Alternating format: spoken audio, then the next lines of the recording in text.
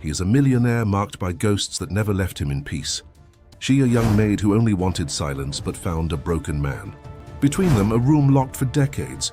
If you like love stories and romance, watch until the end, subscribe to this channel, and leave a comment telling us where you're listening from. We'll continue. The Harrison mansion rose among the hills of Aspen like an old scar on the landscape. Michael observed the property through the car window, feeling the familiar weight of the mist that always embraced those stone walls. 14 years. So long away from that place that seemed to have stopped in time, guarding secrets like relics in every room. The driver unloaded the luggage in silence, avoiding the penetrating gaze of his employer. Michael Harrison, at 41, carried the aristocratic beauty of men born to command, but there was something disturbing in his dark eyes, an intensity that alternated between calculating coldness and a disturbing emptiness. His Armani suit couldn't disguise the tension in his shoulders, nor the fingers that trembled imperceptibly when he held the pack of cigarettes. "Mr. Harrison." Martha's harsh voice, the housekeeper who had taken care of the property for decades, cut through the cold afternoon air. "Welcome back." Michael nodded briefly without smiling. Martha had aged, but her eyes remained the same, suspicious, as if they guarded stories that preferred to remain buried. He remembered her whispering with other employees in the corridors, interrupting conversations when he approached. Even as a child, he sensed that there were secrets in that house. "The East Wing remains closed, as you requested years ago," said Martha, walking alongside him up the marble stairs. "But we'll need more staff. The house is too big for just two people." "Two people? Me and the new maid, a girl from the countryside, very quiet. She arrived a week ago." Michael stopped in the middle of the staircase. He hadn't authorized anyone's hiring. His return to the mansion had been planned in secret, a decision made during the final days of his last stay at a private clinic in Switzerland. Dr. Brenner, his psychiatrist, had considered his decision to return to America precipitous, especially to that house. But Michael knew he couldn't find peace until he confronted the ghosts that haunted him. "I didn't authorize any hiring. It was your sister, sir. Ms. Isabella insisted that the property needed to be impeccable for your return." Martha hesitated. "The girl is the daughter of a former employee, very religious, very discreet. She won't be any trouble." His sister's name made Michael clench his fists. Isabella had always tried to control his life, especially after the more severe episodes of his condition. She had been the one who insisted on his hospitalizations, who obtained powers of attorney to manage part of his business, always for his own good. "Where is she now?" "Cleaning the second-floor bedrooms. Would you like to meet her?" "No," Michael resumed walking. "I want to go straight to my room." The master bedroom of the mansion remained exactly as he remembered. Dark mahogany furniture, burgundy velvet curtains, the marble fireplace with ancient ashes still deposited at the bottom. Michael walked to the window overlooking the inner gardens and lit a cigarette. Down below, among the rose bushes his mother had loved so much, a female figure moved slowly, collecting dry branches. Even from a distance, there was something disturbing about that silhouette. The young woman wore a simple navy blue dress, and her brown hair was tied in a low bun. Her movements were delicate, almost ceremonious, as if each gesture were a silent prayer.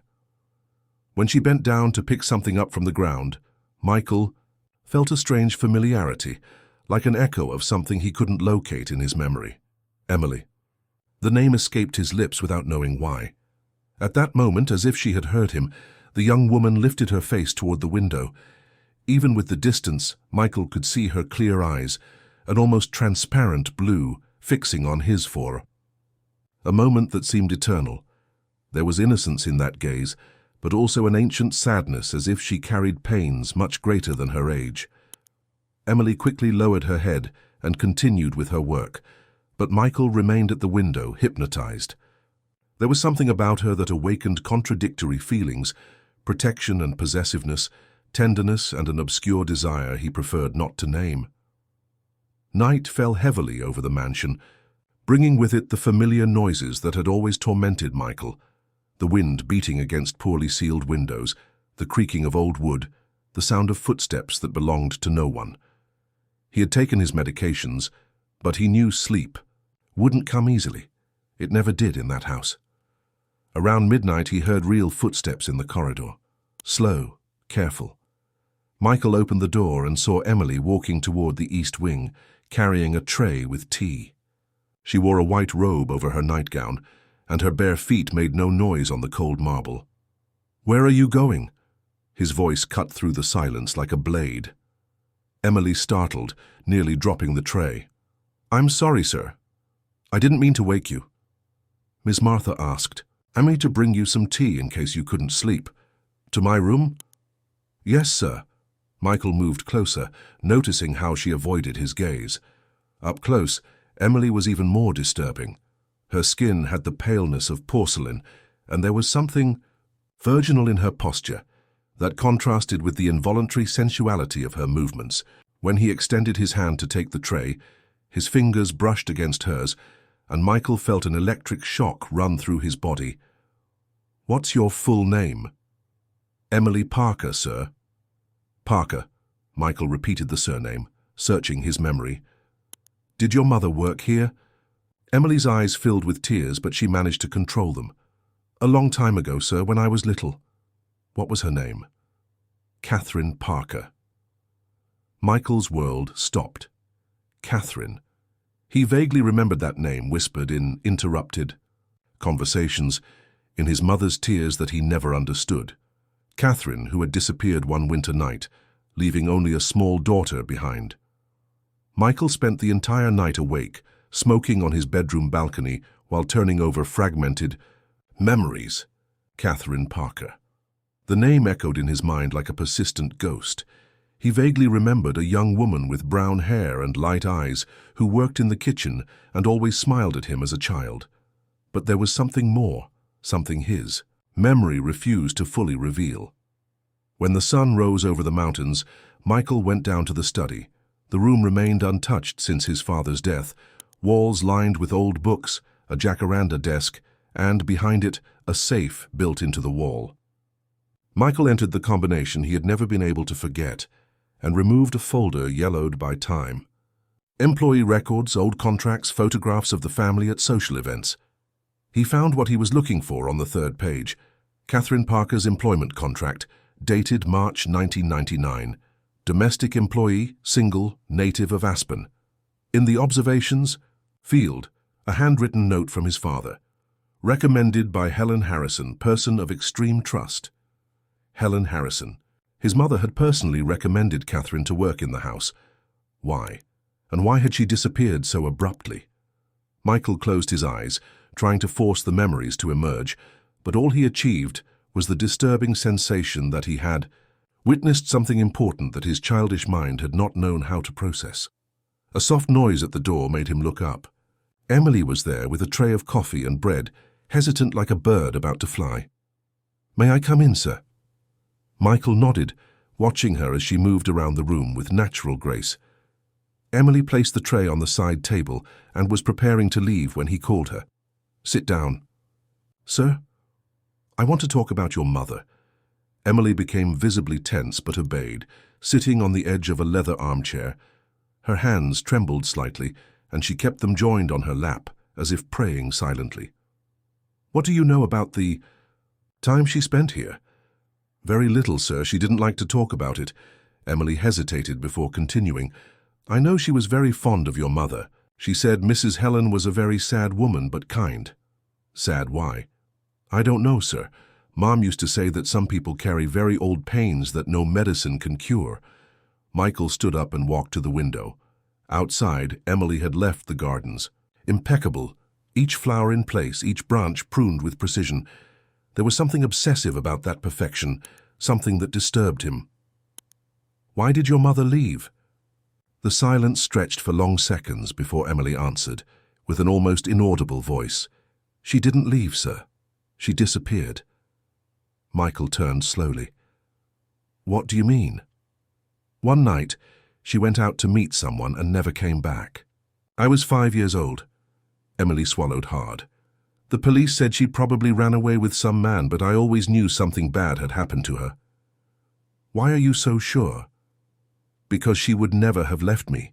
Tears finally escaped from Emily's eyes. She loved me more than her own life. She would never have abandoned me with my aunts. Michael felt a strange pang in his chest. Was it pity, anger, or something more complex? He walked over to Emily, and without thinking twice, extended his hand to wipe away her tears. The contact made both of them startle, but neither moved. Away.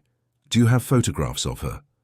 Emily nodded and removed from the collar of her dress a thin chain with a small gold locket.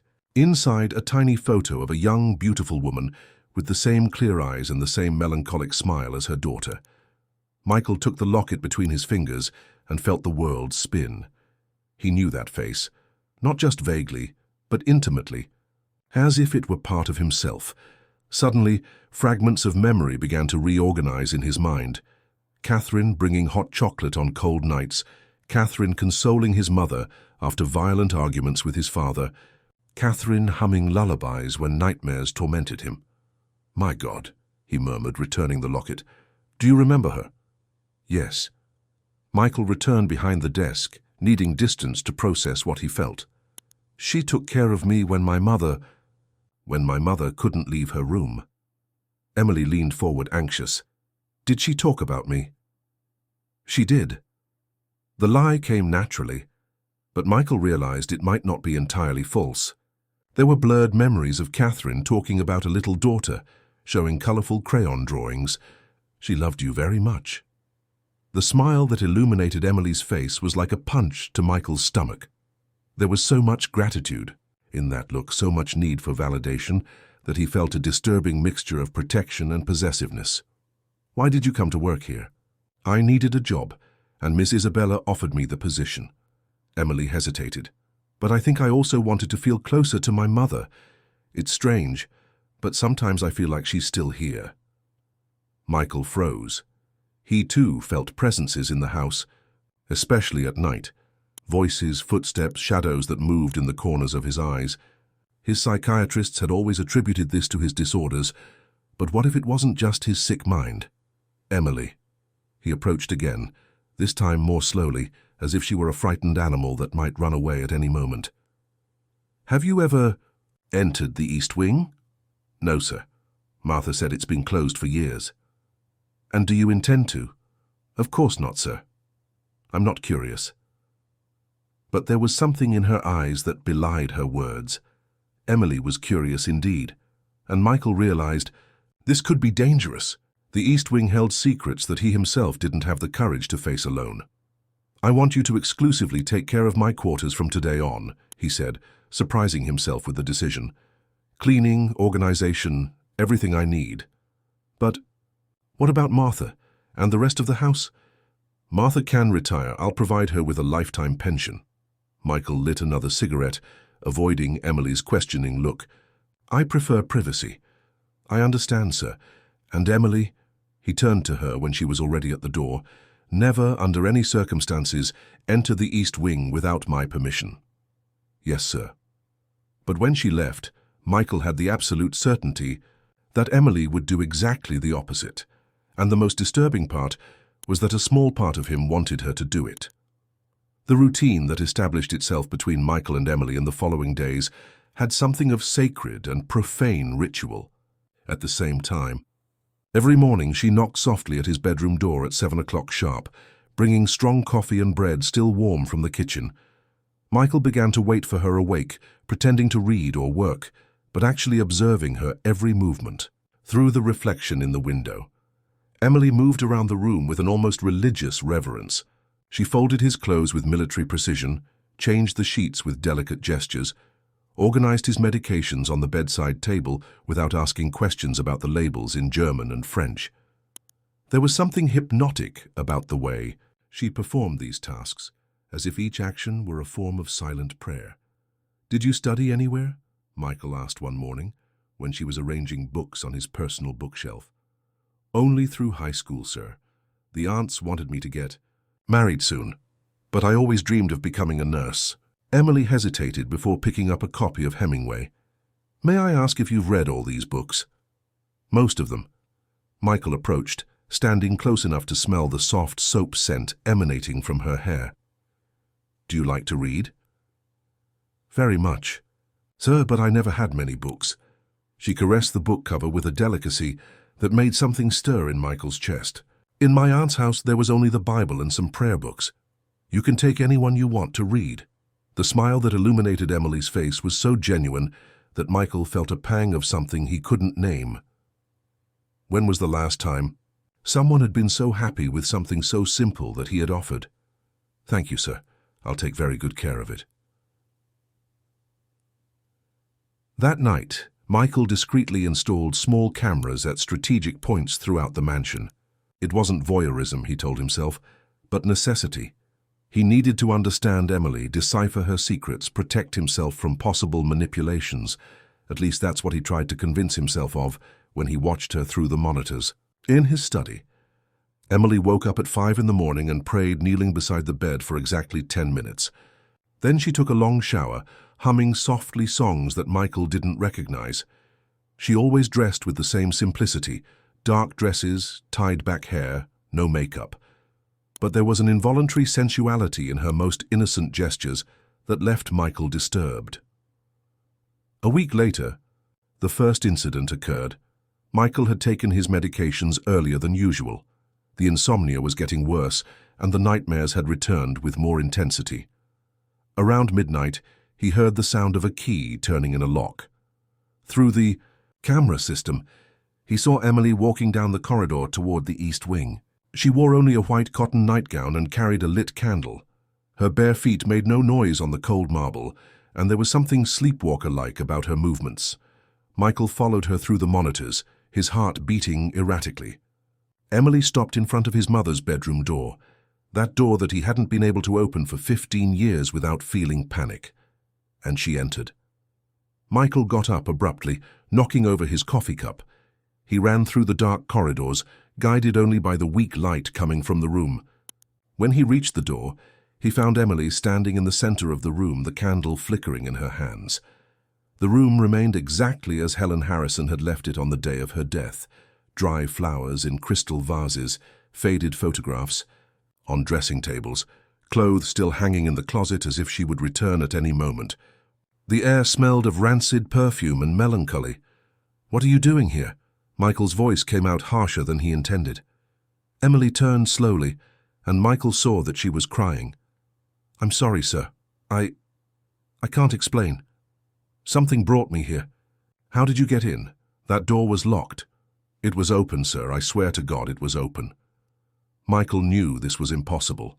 He himself had checked the lock hundreds of times over the years. But there was something in Emily's expression, an absolute sincerity, that made him hesitate. "Get out now." But Emily didn't move. Instead, she walked to an old dresser and picked up a framed photograph. "Is this your mother?" Michael approached reluctantly. In the photo, Helen Harrison appeared young and radiant, holding a baby in her arms. But it wasn't him, the baby in the photo. Michael recognized the image of himself in other photographs from that time, and that child was different. "I don't know who it is," he lied. "She looks like me." Emily held the photo near the candle, comparing. "The eyes, the shape of the face." Michael snatched the photograph from her hands abruptly. "Get out of here immediately." But when Emily passed by him toward the door, Michael grabbed her by the arm. The skin-to-skin contact was like an electric shock. Emily was trembling, from cold, from fear, or from something else. Her eyes, wet with tears, fixed on his with an intensity that left him breathless. "Please," she whispered, "I need to know what happened to my mother." "Your mother didn't disappear." "She ran away," Michael lied with calculated cruelty. "Ran away because she couldn't stand taking care of you anymore." The wound in Emily's eyes was instantaneous and deep. She pulled away from his arm and ran out, leaving the candle lit on the dresser. Michael remained alone in his mother's room, surrounded by the ghosts of his own family, feeling like the most miserable of men. But there was something worse than remorse.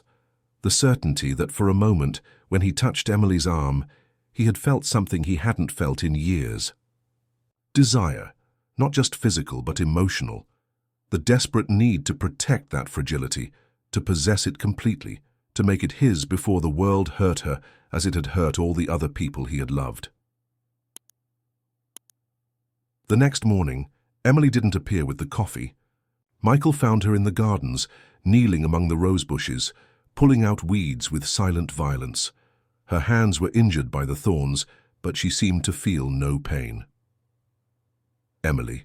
She didn't raise her eyes. "I apologize, sir. It won't happen again.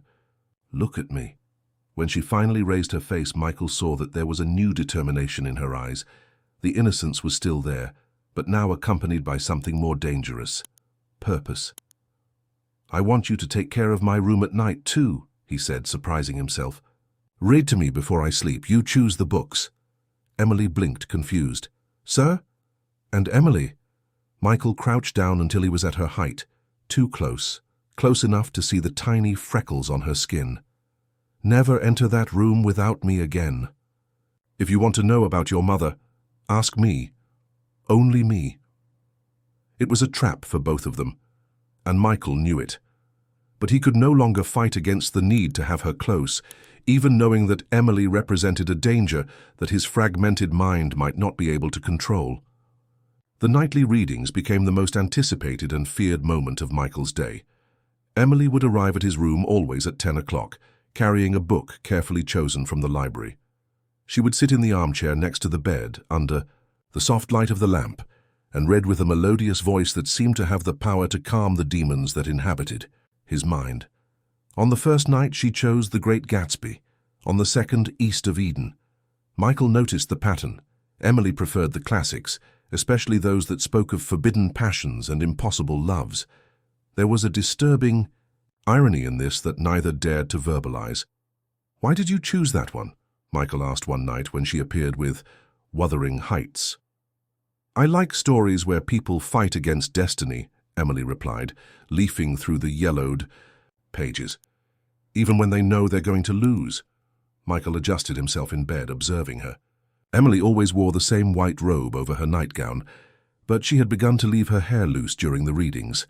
The brown strands fell in soft waves over her shoulders, and she had the habit of playing with a lock while reading, wrapping it around her fingers without realizing. "Have you ever been in love, Emily?" The question came out before Michael could censor himself. Emily stopped reading and stared at him with surprise. "Sir?" "It's a simple question." "No, sir, never." She lowered her eyes, blushing. "The aunts always said that love outside of marriage was a sin." "And do you believe that?" Emily hesitated for a long moment. "I used to, but since I came here, I'm not sure of many things anymore." The brutal honesty of the answer hit Michael like a punch to the stomach. There was a vulnerability in those words that awakened contradictory instincts in him. He wanted to protect her from her own innocence, but at the same time desired to be the one to corrupt her. "Keep reading," he murmured, closing his eyes. But Michael couldn't concentrate on the story. Instead, he memorized every inflection of Emily's voice, every sigh, every movement. When she crossed her legs, when she bit her lower lip before pronouncing a difficult word, when her eyes lit up during the most romantic passages. It was on the fourth night of readings that Michael realized Emily was watching him too. When he pretended to be asleep, he felt the weight of her gaze on his face, as if she were trying to decipher secrets written on his skin. Once he even felt her fingers lightly brush his hair, but when he opened his eyes, Emily was reading as if nothing had happened.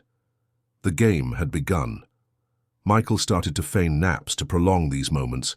Emily would stay longer, sometimes up, to an hour after he slept, just watching him. He began to sleep without a shirt, claiming that the medications gave him heat. Emily tried to keep her eyes on the book, but Michael noticed when her gaze drifted to his chest, to the old scars on his arms, to the discreet tattoo he had on his shoulder, his mother's name in Latin. "Where did this mark come from?" Emily asked one night, pointing to an irregular scar near Michael's heart. "An accident." He didn't completely lie. The cut had been accidental. He just didn't specify that it had been self-inflicted during one of his most severe crises.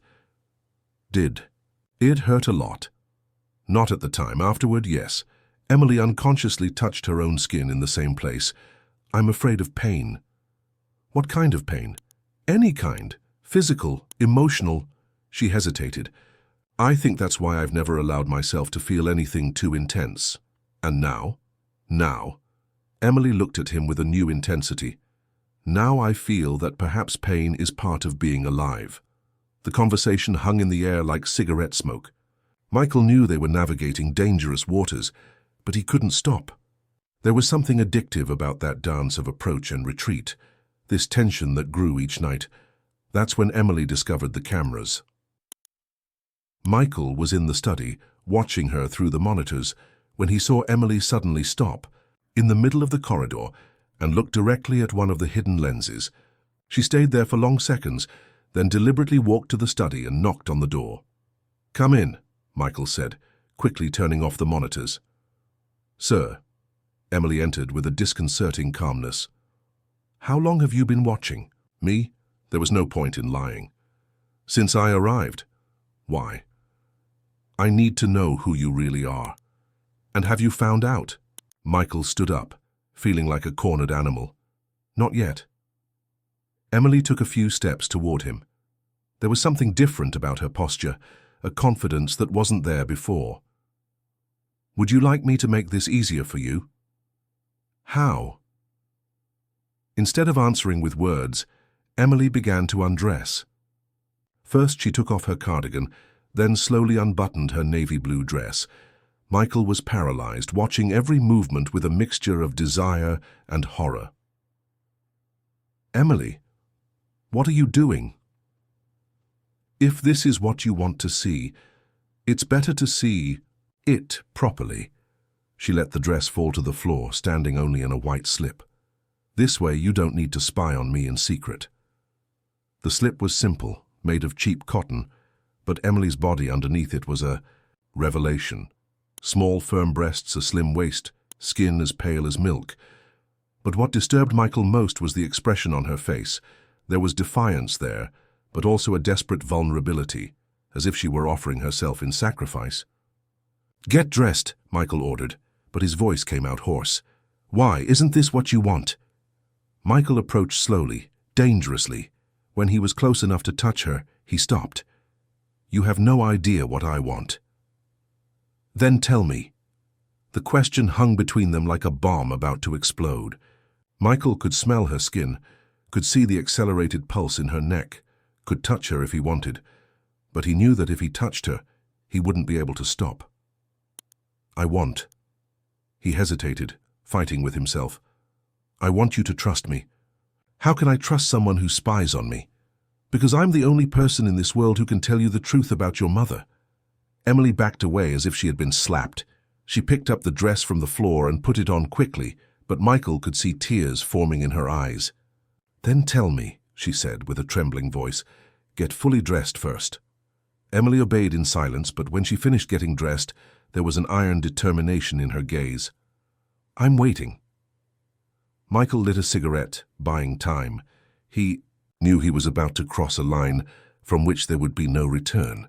But the vision of Emily half-naked, offering herself to him with such innocence and desperation, had broken something inside him. "Your mother didn't disappear," he finally said. "She was murdered, and I know who did it." Michael's words echoed in the study like a gunshot in the night silence. Emily remained motionless for long seconds, processing what she had just heard, before collapsing into the armchair as if her legs had lost their strength. "Murdered," she repeated, almost whispering. "By whom?" Michael walked to the bar and poured 2 glasses of whiskey, offering one to Emily. She refused with a gesture, but he insisted. "You'll need it." Emily accepted the glass with trembling hands and took a sip, making a face at the bitterness. "Tell me everything, now." "Your mother discovered something she shouldn't have discovered." Michael sat behind the desk, placing a physical barrier between them. "She found evidence that my mother was being slowly poisoned." "Poisoned? By whom?" "By my father, and by Dr. Gerald Vincent, the family psychiatrist." Emily choked on the whiskey. "But why?" "Money. It's always about money." Michael lit another cigarette, his hands trembling slightly. "My mother had inherited a considerable fortune from my maternal grandfather. My father wanted everything, But she had made a will leaving half of the assets to charity. The plan was to make her appear insane, institutionalize her, and assume total control of the estate. And your mother didn't suspect? She knew something was wrong. That's why she trusted Catherine so much. Your mother was the only person in the house she could trust completely. Michael paused to drink, remembering the nights he heard his mother crying in her room, talking to herself, asking for help. Catherine began to investigate on her own, found hidden medicine bottles, overheard conversations between my father and the doctor. When she confronted my mother with the evidence, what happened? My mother initially refused to believe. She didn't want to admit that her husband was trying to kill her, but Catherine insisted, showed the proof. They planned to expose everything. Emily leaned forward, her eyes fixed on Michael, but they found out. The night before they were going to the police, Catherine was called to a meeting, supposedly with my mother, in the pavilion at the back of the property. It was a trap. Michael closed his eyes, reliving memories he had tried to suppress for years. I was awake that night, looking out the window. I saw when she left the house. I saw when she didn't return. Did you see who killed her? I saw shadows. I heard screams. Michael's voice became weaker. I was just a child, Emily. I was 15 and already starting to show symptoms of my disorders. The next day, when I told what I had seen, everyone said they were hallucinations. Emily stood up abruptly, knocking over the glass. How you knew my mother had been murdered and never said anything, never went to the police. You think I didn't try? Michael exploded, also standing up. I tried for years, but who would believe the family madman, the boy who saw things, who heard voices? My own father had me committed 3 times before I was 20. And your mother, did she know? My mother. Michael hesitated, pain spreading through his chest like acid. My mother was destroyed when Catherine disappeared. She knew it had been her fault, that Catherine died trying to protect her. The guilt consumed her. 3 months later, she killed herself. Or was also killed. No, she really committed suicide. She left a letter confessing everything, asking for forgiveness, but the letter mysteriously disappeared before I could show it to anyone. Emily was silent for long minutes, absorbing everything. When she finally spoke, her voice was laden with a cold anger that Michael had never heard before. Where are they now? Your father and the psychiatrist? My father died of a heart attack 10 years ago. Ironically, the medications he used to poison my mother ended up affecting his own heart. Michael gave a bitter smile. Karma, perhaps. And Dr. Vincent? Still alive, still practicing, still respected. Michael walked to the window, looking at the gardens where Emily worked every morning. It was he who diagnosed me with dissociative disorders. It was he who convinced everyone that I was too crazy to be taken seriously. But you're not crazy. The certainty in Emily's voice made Michael turn around. How can you be so sure? Because a crazy person wouldn't feel remorse like you feel. A crazy person wouldn't try to protect me like you're trying to. Emily approached slowly. And because since I came here, I've been feeling things too, seeing things. What kind of things? Shadows in the corridors, voices whispering my name, and dreams. Dreams with a woman who looks like me, running through the property, screaming for help. Michael froze. You're dreaming about your mother. Every night. And in the dream, she always takes me to the same place. What place? The pavilion in the back. That small building near the woods. The pavilion. Michael hadn't set foot there in decades, but he perfectly remembered the stone structure covered with ivy, which his grandfather had used as a painting studio.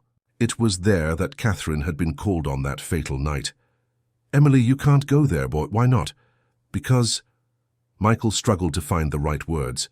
Because if you find evidence, if you confirm what happened, they'll try to do to you what they did to your mother. Who is they? Your father is dead. But Vincent isn't, and he's not alone in this conspiracy. There were other people involved, people who are still alive, still have power. Michael held Emily's shoulders, feeling her tremble. Promise me you won't go to the pavilion alone. Then let's go together. Emily.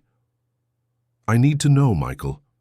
It was the first time she called him by his name, and the sound made something break inside him. I need to see where she died. I need to get justice for her.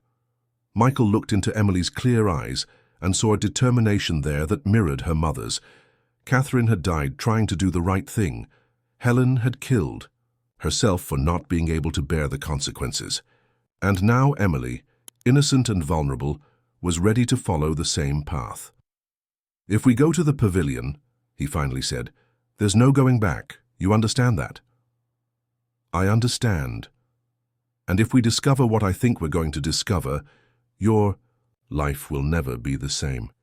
"My life is already no longer the same since I stepped into this house." Emily touched his face gently, an intimate and comforting gesture. "Since I met you."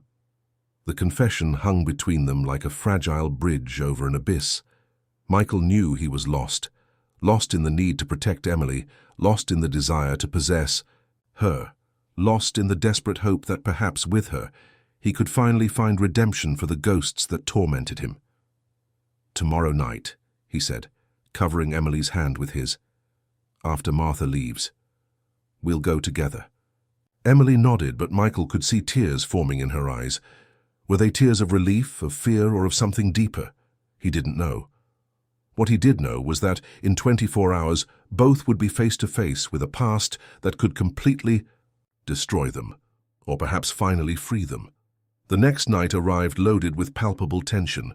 Emily had barely been able to sleep, tormented by even more vivid dreams, where she saw her mother running desperately through the property, always shouting her name. Michael, in turn, had spent the entire day compulsively smoking, checking and rechecking the security equipment of the house, as if preparing for a war. Martha had left at 7 in the evening, as she always did on Fridays, to visit her sister in town. The mansion was enveloped in a sepulchral silence, broken only by the wind that shook the branches of the centennial trees. "Are you ready?" Michael asked when Emily appeared in the study at 10 o'clock. She wore a dark coat and boots, but even so she seemed too fragile for what they were about to do. "I'll never be ready for this," she admitted, but her voice was firm. "But I need to go." Michael took a powerful flashlight and a hammer from the drawer. "If we find what I think we're going to find, I might need to break some things." They left through the back door and walked in silence through the gardens. The moon was nearly full, casting distorted shadows along the stone path that led to the woods. The pavilion was about 200 meters from the main house, hidden among ancient oaks that seemed like silent guardians of buried secrets. "My mother used to come here when I was a child," Michael said, breaking the silence. "She painted delicate watercolors of flowers and birds. After Catherine's death, she never touched a paintbrush again." The pavilion was smaller than Emily had imagined. Stone construction of just one room, with high windows covered by ivy that grew uncontrollably. The wooden door was swollen with moisture and stuck. Michael forced the entrance, and the creak of the rusty hinges sounded like a moan of pain. The beam of the flashlight revealed a dusty space, full of abandoned easels, blank canvases yellowed by time and dried-up paint pots. But there was something else there, a sweet and nauseating smell that made Emily cover her nose. "What's that smell?" "Rotten flowers," Michael answered, illuminating a corner where there was a pile of old funeral wreaths, their flowers transformed into brown, brittle paper. "Someone comes here, regularly." Emily walked to a table in the center of the room. On it, among dusty brushes and empty paint tubes, there was something incongruous: fresh flowers, white roses arranged in a perfect circle, like an offering. "Michael," she called, her voice trembling, "look at this." He approached and illuminated the table. In the center of the circle of roses, there was a photograph, the same one Emily had seen in Helen's room, showing Michael's mother holding a baby. But now Michael could see other details, the date noted on the back in delicate female handwriting, and a name that made his blood freeze. Emily, 1999. "That's me," Emily whispered, picking up the photograph with trembling hands. "My mother brought me here when I was a baby. Your mother held me. That's impossible.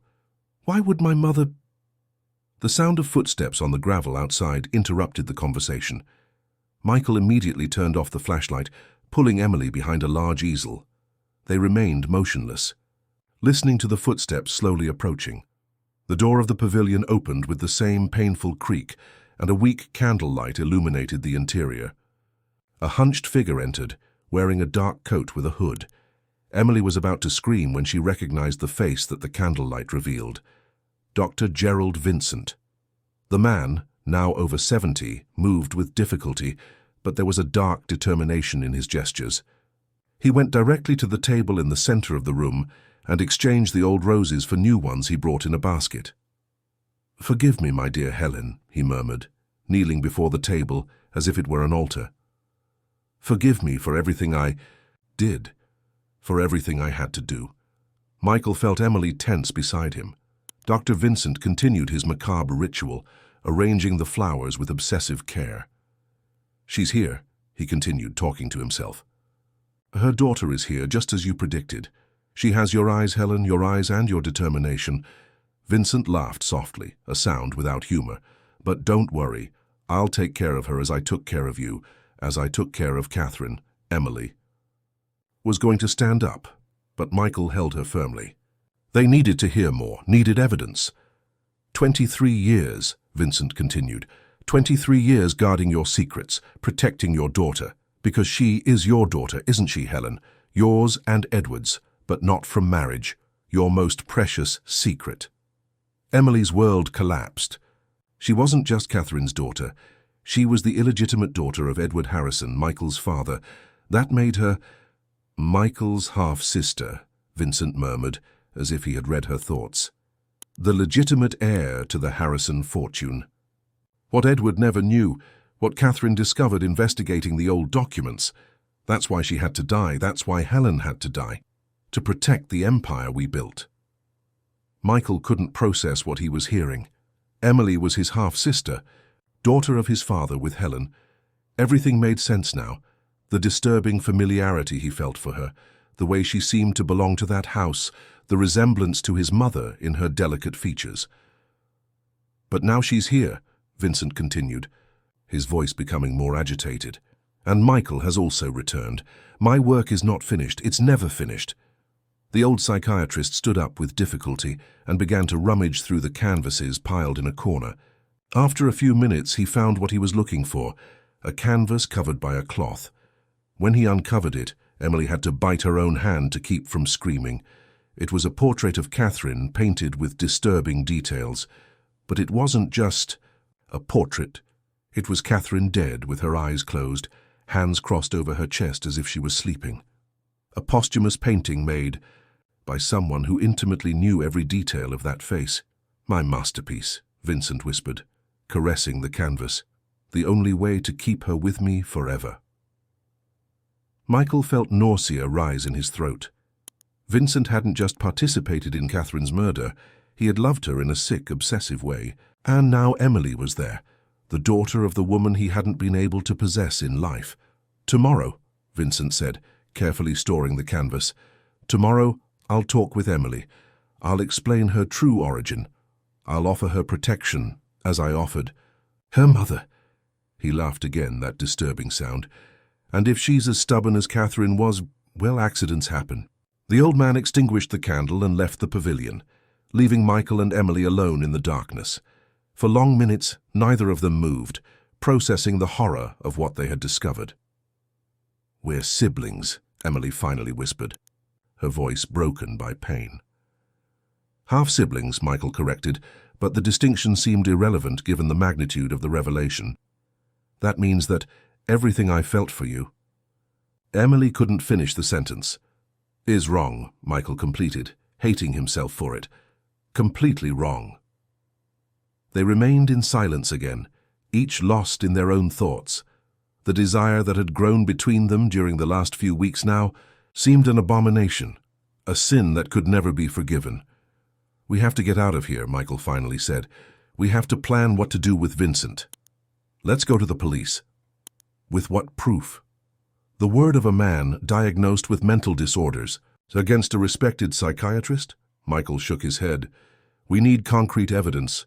The painting doesn't prove murder, it proves obsession at most. Emily stood up, feeling her legs weak. Then what do we do? Michael looked at her in the darkness, seeing only the outline of her face in the weak moonlight.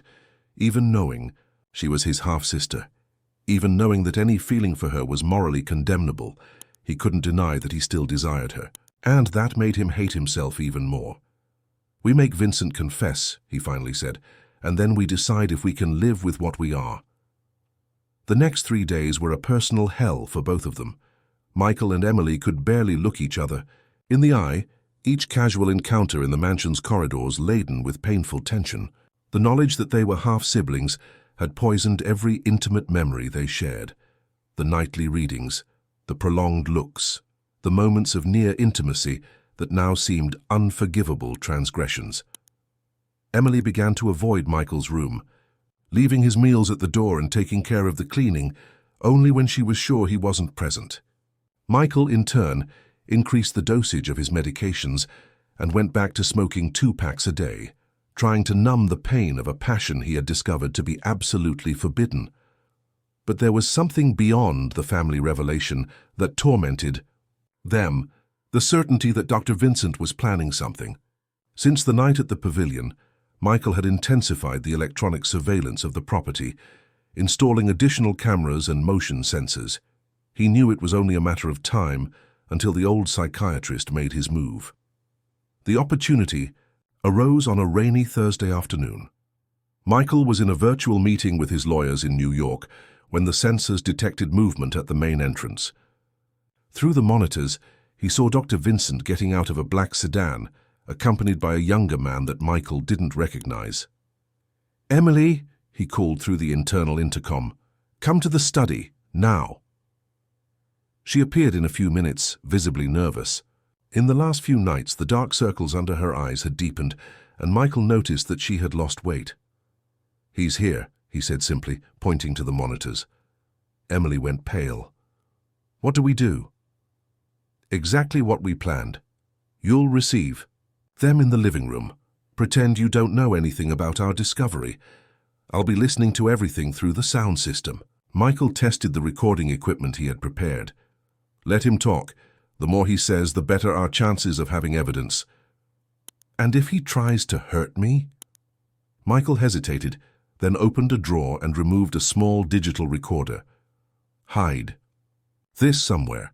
If something goes wrong, if you feel you're in danger, shout my name. I'll be watching every movement." What Michael didn't say was that he also had a loaded gun in the drawer. If Vincent made any move against Emily, he wouldn't hesitate to use it. Emily went down to the living room with trembling legs. When the doorbell rang, she took a deep breath and opened the door, forcing a smile. "Dr. Vincent, what a surprise." The old psychiatrist smiled, but there was something predatory in that smile. "Emily, my dear, how good to see you again. This is my assistant, Dr. Martin Sanders." The younger man was thin and nervous, with thick-rimmed glasses. He greeted Emily with an exaggerated reverence that made her even more uncomfortable. "Can I offer you something? Coffee? Tea?" "Tea would be perfect," Vincent said, making himself comfortable on the main sofa. "We need to talk, Emily, about very important matters." In the study, Michael adjusted the volume of the speakers and verified that the recording was working. He could see Emily through 2 different cameras, noting how she kept her hands steady despite the obvious nervousness. "Would you like to talk about something specific?" Emily asked, serving tea in fine porcelain. "About your true identity, my dear." Vincent drank the tea slowly, savoring each sip. "About who you really are and why you're here." "I don't understand." "Of course you do. You're an intelligent girl, Emily, daughter of a very intelligent woman." Vincent's eyes lit up with a disturbing intensity. "Catherine was always special. From the first day I saw her in this house, I knew she was different." Emily forced herself to maintain a neutral expression. "My mother worked here a long time ago." "Your mother did much more than work here." Vincent leaned forward, like a predator approaching its prey. "She won Edward Harrison's heart, became his mistress, and gave birth to you." "That's a lie." "It's the truth, dear. A truth that cost her life." Vincent laughed softly. Catherine discovered documents that proved your paternity. Discovered that you had a right to the Harrison inheritance. Discovered that Helen knew everything and planned to officially recognize you as her granddaughter. In the study, Michael clenched his fists. Each of Vincent's words was like a blade cutting, already open wounds. "Why are you telling me this?" Emily asked, her voice barely disguising the tremor. "Because I want to protect you, as I should have protected your mother." Vincent stood up and began to walk around the room, his trembling hands caressing ancient objects. Catherine was obstinate. She wanted justice, she wanted recognition. She didn't understand that some truths are too dangerous to be revealed. "So you killed her." The words came out before Emily could control herself. Vincent stopped abruptly, a slow smile spreading across his wrinkled face. "You," he repeated. "Interesting choice of words, dear. What exactly do you know?" Emily realized her mistake, but it was too late to back down. "I know my mother didn't run away. I know she was murdered." "And how did you reach that conclusion?" Michael told me. Vincent nodded slowly as if a suspicion had been confirmed. Of course. Poor Michael. Still tormented by the visions of his traumatic youth. He made a gesture to his assistant, who stood up and positioned himself near the door. "You shouldn't trust the words of a mentally unstable man, Emily." "He's not unstable." "Oh, but he is very unstable, dangerously unstable." Vincent approached Emily, who instinctively backed away. "That's why I'm here, to save you from him before it's too late." In the study, Michael felt his blood boil. He took the gun from the drawer and headed for the door, but stopped when he heard Vincent's next words. "Michael is obsessed with you, Emily, in a sick, incestuous way. He knows your siblings, but that only intensifies his obsession." Vincent laughed cruelly. "The Harrisons have always been given to forbidden loves. Edward fell in love with the maid, Michael fell in love with his half-sister." "That's not true." "Isn't it? Then why are you blushing? Why are your hands trembling?"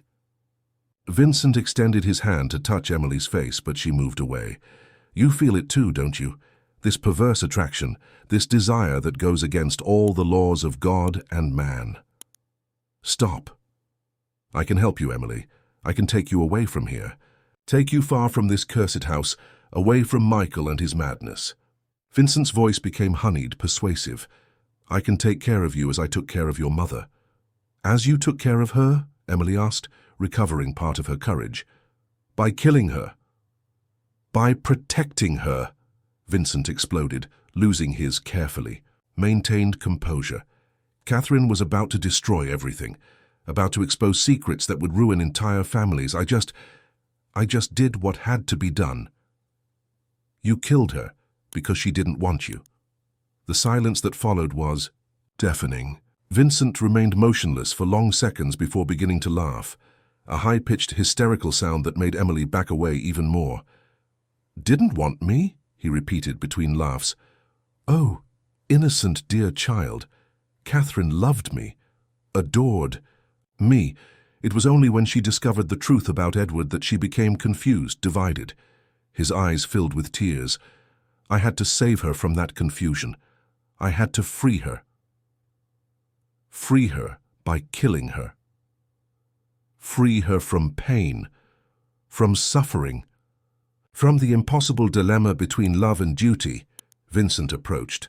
Again, his movements now erratic, dangerous. "And now I'll do the same for you." That's when Emily shouted Michael's name. The door of the study opened violently, and Michael ran down the stairs, gun in hand. When he burst into the living room, he found Vincent holding a syringe, trying to immobilize Emily while his assistant held her by the arms. "Let her go," Michael shouted, pointing the gun at Vincent. "Ah, Michael," Vincent smiled, not seeming the least bit intimidated by the gun. "You arrived just in time to witness your sister's salvation." "I said let go." "Or what? You'll kill me, like you killed your father." Michael hesitated. "I didn't kill my father." "No? Then who put the extra pills in his heart medication? Who slowly increased the dosage for months until his heart couldn't take it anymore?" Vincent laughed again. You really think I didn't know, Michael? You really think you were smarter than me? Vincent's confession hit Michael like lightning. The gun trembled in his hands as repressed memories began to emerge. Nights when, driven by silent anger and a desperate desire for justice, he had discreetly increased his father's heart medication. He had convinced himself that Edward deserved to die for the crimes he had committed, but hearing this verbalized by Vincent made him realize the magnitude of his own acts. That's right, Michael, Vincent continued, taking advantage of the hesitation. You're as much a murderer as I am. The difference is that you killed for revenge and I killed for love. Let go of my sister, Michael repeated, but his voice had lost strength. Sister? Vincent laughed cruelly. How convenient to call her that now. When you were observing her through the cameras, when you were getting excited by her innocence, when you were fantasizing about corrupting her, was she a sister then too? Emily managed to momentarily break free from Vincent's assistant and ran behind an armchair, breathless. Michael, don't listen to him. You're not like him. I'm not. Michael looked at Emily, seeing the fear in her eyes. I killed my own father, Emily. I watched you without your knowledge. I desired you knowing it was wrong. He lowered the gun. Slightly. Maybe Vincent is right. Maybe we're all monsters in this family. Finally, a moment of lucidity, Vincent said, gesturing for his assistant to resume the pursuit of Emily. Give me the gun, Michael, and let me take care of Emily as I should have taken care of Catherine 23 years ago. Take care. You mean kill? I mean save. Save from pain, from corruption, from the terrible fate that awaits all Harrisons. Vincent approached slowly. Emily is destined to become like her mother, obstinate, in love with men she cannot have, doomed to suffer. I can spare her that. By offering her death, by offering her eternal peace. It was then that Emily found her voice, shouting with a strength that surprised everyone in the room. I choose my own destiny. She had found a heavy bronze sculpture on the side table and threw it at Vincent's assistant, hitting him in the head. The man fell heavily, unconscious. Vincent turned, distracted, and Michael seized the moment to advance. But the old psychiatrist was faster than he appeared. He pulled out a small pistol from the inside pocket of his jacket, pointing it alternately at Michael and Emily. You don't understand, he said, his voice now laden with desperation. I loved Catherine more than anything in this life. When she died, a part of me died too. All these years I've lived only to protect her daughter, to prevent her from following the same path. Protect? Emily laughed bitterly. You killed my mother because she didn't love you. I saved her from a life of suffering. Edward would never publicly acknowledge her. Helen would never accept a bastard in the family. Catherine was destined to always be the secret mistress, the maid who fell in love above her station. Tears ran down Vincent's wrinkled face. I offered her true, total, eternal love. You offered her sick obsession, Michael said, keeping the gun pointed at Vincent, as you're now offering to Emily. And you, what are you offering her? Brotherly love. Vincent laughed hysterically. I've seen how you look at her, Michael. I've seen your recordings, your moments of voyeurism. You want to corrupt her as much as I want to save her. You're both talking about me as if I weren't. Here, Emily shouted, positioning herself between the two armed men. As if I were an object to be possessed or protected. But I am a person. I have my own will. Vincent and Michael looked at her, momentarily silenced by the force of her declaration. My mother died because you, men, decided for her what was best. Edward decided to keep her as a secret mistress. You, she pointed to Vincent, decided she should die rather than live unhappily. And my father, the word came out laden with bitterness, decided it was better to poison him slowly than confront him directly. Emily turned to Michael, tears streaming down her face. And you decided it was better to spy on me, manipulate me, make me fall in love with you before revealing we're siblings. The silence that followed was broken only by the sound of heavy breathing from the three. Finally, Vincent lowered his gun slightly. You're right, Emily. We all failed you, as we failed your mother. He looked around the room as if seeing ghosts. This house is cursed. Everyone who enters here is corrupted or destroyed. Then let's leave, Emily said simply. All of us. Let's leave this house and its ghosts behind. It's not that simple, Vincent sighed. There are too many secrets buried here, too many powerful people who cannot allow the truth to come out. What people? Lawyers, judges, politicians, all who benefited from Harrison money over the years, all who participated in the cover-up. Vincent looked directly at Michael. Your sister Isabella, for example. She always knew of Emily's existence. It was she who insisted that Emily be hired. Isabella knew? Michael felt the ground disappear beneath his feet. Of course she knew. Why do you think she made a point of bringing Emily here exactly when you returned? Vincent laughed bitterly. She wanted you to meet, wanted you to fall in love, to later use that against both of you. For what purpose? Total control of the inheritance, obviously, with you discredited by incest and Emily demoralized by the scandal. Isabella would remain as the only legitimate heir. Vincent put the pistol back in his pocket. Your sister is much more intelligent and cruel than you imagine, Michael. The sound of cars approaching on the driveway interrupted the conversation. Through the windows, they could see headlights cutting through the darkness. Isabella, Michael murmured, recognizing the black sedan she always used. She arrived. Earlier than I expected, Vincent said, not seeming surprised. I must have taken too long here. You called her? I didn't need to. She's been monitoring this property for weeks. Cameras, microphones, sensors. She knows exactly what happened here tonight. Emily looked at Michael, seeing the despair in his eyes. What do we do now? Now, a female voice said from the entrance of the room, you face the consequences of your actions. Isabella Harrison entered, followed by 2 private security guards. At 45, she maintained the aristocratic beauty of the family, but there was something cold in her green eyes that had always made Michael feel uncomfortable in the presence of his older sister. Hello, little brother, she said, slowly removing her leather gloves. I missed you too. Michael pointed the gun at her, but Isabella just smiled. Are you going to shoot me too, Michael? After father, now it's my turn. You knew everything. It wasn't a question. Of course I knew. I always knew. Isabella walked to the fireplace and casually lit it, as if she were on a social visit. The question is, what are we going to do with this knowledge? The fire from the fireplace projected dancing shadows on the walls of the room, creating an almost theatrical atmosphere for the confrontation that was about to happen. Isabella watched the flames for a few seconds before turning to the group, her cold smile contrasting with the heat that emanated from the fire. Do you really think I would spend the last 23 years without knowing exactly what happened? In this house? She walked to the bar and poured herself a glass of cognac, completely ignoring the guns pointed in her direction. Father may have been a murderer, Dr. Vincent may be obsessive, and you, Michael, may be vengeful. But me? I'm just a businesswoman.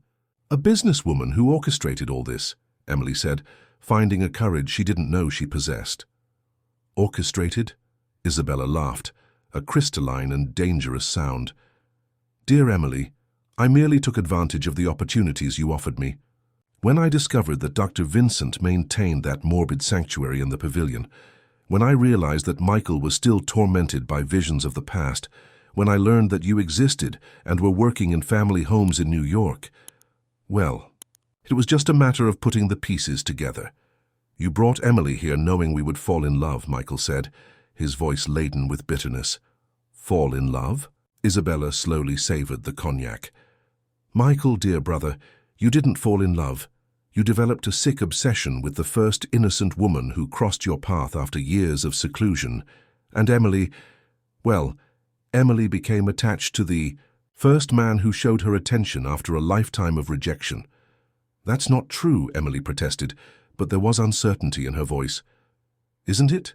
Then explain to me why you continued to desire each other even after discovering your siblings. Explain to me why at this very moment, even knowing the truth, you still feel this disturbing sexual tension between you. The silence that followed was eloquent. Emily blushed deeply, and Michael looked away, involuntarily confirming Isabella's words. See, it's exactly this perversion I need to keep you both under control. Isabella approached the window, observing the gardens bathed in moonlight. An incestuous scandal involving the Harrison heir and his bastard half-sister would be enough to ruin any legal claim Emily might have to the inheritance. So it was all calculated, Dr. Vincent said, seeming genuinely surprised. You used my obsession with Catherine, used Michael's disorders, used Emily's innocence. And would use you too, Doctor, if you hadn't become a problem. Isabella made a discreet signal to her security guards. Unfortunately, your growing instability has become a risk. One of the security guards approached Vincent, but the old psychiatrist still had a few tricks up his sleeve. He pulled out the pistol again and pointed it at Emily. "Nobody comes closer or she dies," he shouted, returning to demonstrate signs of mental instability. "Dr. Vincent, be reasonable," Isabella said calmly. "Killing Emily now would only complicate things for all of us. It would complicate things for you, not for me. I've lived too long. I've carried these secrets for too many years." Vincent pressed the barrel of the gun against Emily's temple, who closed her eyes, expecting the worst. "If I can't save her from corruption, at least I can prevent her from being used as a pawn in your games." It was then that Michael did something no one expected. Instead of trying to shoot Vincent or negotiate for Emily's life, he completely lowered his gun and walked slowly toward the psychiatrist. "You're right, Doctor," he said, his voice strangely calm. "We've all failed the women we love. My father failed my mother and Catherine. You failed Catherine by killing her. I failed Emily by manipulating her. And Isabella is failing all of us now." "Michael, what are you doing?" Emily whispered, her eyes still closed. "I'm doing the only right thing I can do." Michael stopped a few meters from Vincent. "Doctor, you said you loved Catherine more than anything in life. I believe that. But if you really loved her, if you really want to honor her memory, let her daughter live. Let Emily choose her own destiny." "She will suffer," Vincent said, but his voice had lost some of its conviction. "Maybe, but it will be her suffering, her choice. You took from Catherine the right to choose. Don't take it from Emily, too." Tears began to stream down the old psychiatrist's wrinkled face. "I just wanted to protect her, as I couldn't protect Catherine." "I know, and part of me understands that. But forced protection is imprisonment, Doctor, and Emily deserves to be free." Slowly, Vincent moved the gun away from Emily's head. She opened her eyes, seeing Michael's face close, laden with a desperate tenderness. "Emily," Michael said softly, "I want you to know that, regardless of us being siblings, regardless of everything that happened, you are the most important person who has ever entered my life. And if you want to leave here, if you want to forget I exist, I'll understand. And I want all of you to know," Emily said, finding her voice, "that I'm tired of being treated like a defenseless child. I'm tired of men deciding what's best for me." She stood up, facing each of them. "Yes, I fell in love with Michael before knowing we were siblings. And yes, I still feel something for him, even knowing the truth. Does that make me monstrous? Maybe, but they're my feelings, my sins, my choice." Isabella began to clap slowly. "What a touching speech, very dramatic. But in the end, Emily, you're still a bastard with no money, no education, nothing but a pretty face and a tragic story." "She has something you never had, Isabella," Michael said, turning to his sister. "She has integrity." "Integrity doesn't pay lawyers, dear brother. Integrity doesn't buy judges. Integrity doesn't protect from scandals." Isabella finished her cognac and placed the glass on the table with a crystalline sound. "But I'll make a generous proposal to both of you." "We don't want to hear your proposals," Emily said. "Oh, but you will, because my proposal is simple. Emily disappears, receives a considerable amount to restart her life far from here, in another country if she prefers, and never again mentions the Harrison name. In exchange, all secrets remain buried. Michael continues as the official heir. I maintain my position in the family business, and we all live happily ever after. And if we refuse, then the incestuous scandal leaks to the press tomorrow morning. Michael is disinherited for mental instability and immoral behavior. Emily is exposed as an adventuress who tried to take advantage of a mentally unstable man. And Dr. Vincent, well, Dr. Vincent has a very convenient accident. Vincent, who had remained silent during the exchange, suddenly began to laugh, a low, growing laugh that echoed off the walls of the room like the sound of something finally breaking. "You don't understand," he said between laughs. "You really don't understand. I recorded everything. For all these years, I recorded every conversation, every confession, every dirty secret of this family." He pointed to Emily, "including the complete confession of what really happened to Catherine. Everything is in a safe place, with instructions to be sent to the police if anything happens to me." Isabella's smile disappeared for the first time that night. "You're bluffing." "Am I?" Vincent laughed again. "Want to bet your freedom on it, Isabella, because murder doesn't have a statute of limitations, and conspiracy to cover up murder doesn't either." Silence extended for long moments, each processing the implications of what had just been revealed. Finally, Emily approached Michael and took his hand. "I don't accept your proposal," she said, looking directly at Isabella, "and neither does Michael." "No," Michael confirmed, squeezing Emily's hand. "We don't accept." "Then prepare for the consequences." But before anyone could react, Dr. Vincent pointed his gun at his own chest and smiled one last time. "The only consequences that matter," he said, "are the ones we choose for ourselves." The shot echoed through the mansion like the finale of a tragic symphony, and with it, the secrets of the Harrisons finally found their way to the light. 6 months later, Emily was sitting on a bench in a small park in Aspen, watching the first leaves of autumn dance in the wind. The city had changed little since her childhood, but she was unrecognizable. Shorter hair framed a face that had lost its sickly pallor, gaining color and determination. In her hands, she held a letter that had arrived that morning. The death of Dr. Vincent had triggered a series of events that completely transformed the lives of all involved. The recordings he had kept safe for decades were delivered to the authorities, revealing not only the murder of Catherine Parker, but an entire network of corruption that extended for decades. Edward Harrison, even dead, was officially recognized as the mastermind of the crime, and his death by poisoning was reclassified as homicide. Michael had voluntarily surrendered to the police, confessing to having killed his father. But the circumstances, a son discovering that his father had murdered an innocent woman and poisoned his own wife, and the history of psychological abuse resulted in a lenient sentence, 3 years in prison, of which he would serve only 18 months in a semi-open regime, followed by mandatory psychiatric monitoring. Isabella didn't have the same luck. The recordings implicated her directly in the conspiracy to cover up the murder and in several other illicit activities related to the family business. She was awaiting trial under house arrest, watching the empire she had fought so hard to control slowly dissolve in the hands of creditors and authorities. Emily, officially recognized as Edward Harrison's daughter through DNA testing, had inherited a considerable fortune. But the first thing she did with the money was create a foundation in her mother's name, aimed at helping women victims of domestic violence.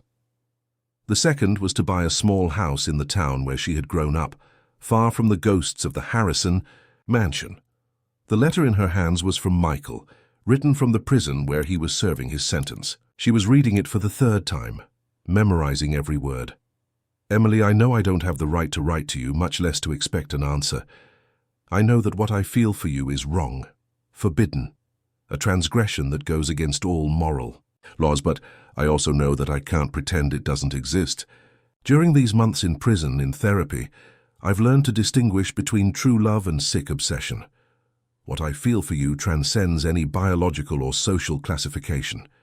You were my salvation when I was lost, my light when everything was darkness. And if that makes me a monster, I accept being a monster. But I wanted you to know that regardless of us being siblings, regardless of any judgment the world might make, I love you. Not as a man loves a woman, not as a brother, loves a sister, but as a soul loves a soul. And if there is life after death, if there is any justice in the universe, I hope we can meet in a place where love has no labels or limitations. With all my forbidden and eternal love, Michael." Emily carefully folded the letter and put it in her purse next to 15 others she had received in the last few months. She never answered any of them, but she also never stopped reading them. Each word from Michael echoed feelings that she herself struggled to suppress. During the first months after leaving the mansion, Emily had tried to convince herself that what she felt for Michael was just emotional confusion, the result of trauma and manipulation. She had even gone out a few times with other men, a teacher from the school where she now worked, as a secretary, a doctor she had met at the hospital where she did volunteer work. Good, stable, appropriate men, but she always ended the nights thinking of Michael, comparing each touch, each look, each word with the memories she carried of him. Emily, the familiar voice made her startle. Michael was standing a few meters, away, too thin with stubble, but with clearer eyes than she remembered. He wore simple clothes, worn jeans and a blue sweater, and carried a small backpack. "You got out earlier than expected," she said, trying to keep her voice neutral. "Good behavior." He hesitated before approaching. "May I sit?" Emily nodded, toward the bench, feeling her heart dangerously accelerate. Michael sat down, maintaining a respectful distance, but she could feel the heat emanating from his body. "How did you know where to find me?" "Aspen isn't New York, and you always come. Here on Wednesdays, at 3 in the afternoon after work at the school." Michael smiled timidly. "I've been watching for 2 weeks, trying to gather the courage to approach." "Watching? Old habits never die?" "Touché." Michael laughed, a sound that Emily had forgotten how much she missed. "But this time it's different. This time I'm watching because I'm afraid that if I approach, you'll disappear like a dream." They remained silent for a few minutes, watching people pass through the park. A mother pushing a baby stroller, an elderly couple feeding pigeons, children playing in the nearby playground. Normal life, normal people, normal relationships. "I read about the foundation," Michael finally said, "about the work you're doing.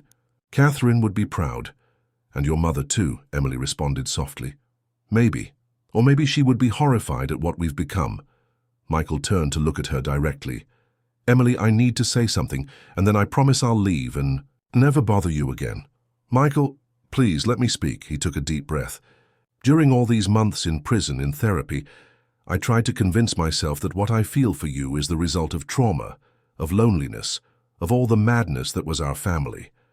I tried to make myself believe that, with time and distance, these feelings would disappear." Emily couldn't look him in the eyes. "And did they?" "No, they only got stronger, purer, and I understood that what exists between us transcends any conventional definition." Michael extended his hand, but stopped before touching her. "I know we're siblings. I know the world would judge us. I know it would be easier if each went their own way. But I also know that I love you in a way that goes beyond the physical, the social, the moral. I love your strength, your integrity, the way you transformed pain into purpose." "Michael, you know this is impossible." "Is it? Why? Because society says it's wrong? The same society that allowed our father to kill innocent women for decades? The same society that would let Isabella cover everything up in the name of money?" Michael finally touched her hand, a soft, almost reverent touch. "Emily, we've already been through hell. We've already paid for the sins of our family. Don't we deserve a chance to be happy?" Emily felt tears forming in her eyes. "And how would that be? How could we live knowing who we are? The same way we're living now, separated but constantly thinking of each other. At least we would be together in our condemnation. Are you asking me to run away with you? I'm asking you to love me, openly, without shame, without excuses." Michael held both her hands. "We can go to another country, assume other identities, start over as two people who met and fell in love. Nobody needs to know our story." Emily looked at Michael's face, the face she had learned to love even knowing she shouldn't. She saw in him no longer the disturbed and manipulative man who watched her through cameras, but someone who, like her, had been a victim of circumstances and had chosen to redeem himself. "And if we can't forget who we are, then we'll carry to that mark together, but at least we won't be alone. Emily closed her eyes, feeling the weight of the decision. She knew Michael was right. They had paid for the sins of their family. They had a right to happiness, even if it was an imperfect. Happiness forbidden, condemned by the world. "There's one condition," she finally said. "Anything. No more secrets between us, no more manipulation. If we stay together, it will be as two people who consciously chose this impossible path." Michael smiled, and for the first time in months, it was a genuine smile, without shadows. "I accept." Emily leaned in and kissed him softly, a kiss that tasted of redemption and condemnation at the same time. When they separated, she saw tears in his eyes. "Where will we go?" she asked. "Far from here, to a place where we can write our own story."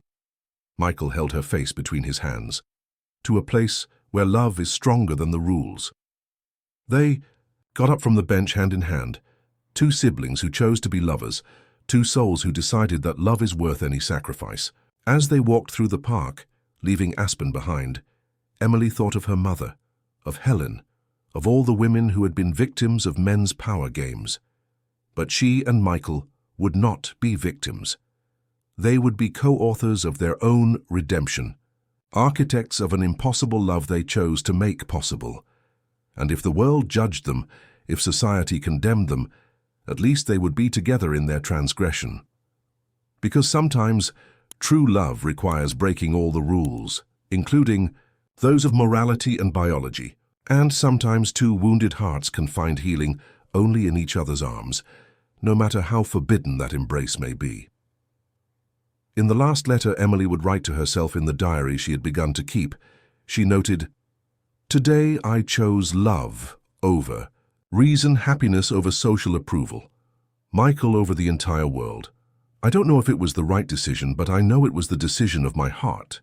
And after so much suffering, so much manipulation, so much external control over our lives, choosing with the heart seems to be the only truly free act we have left." And with that final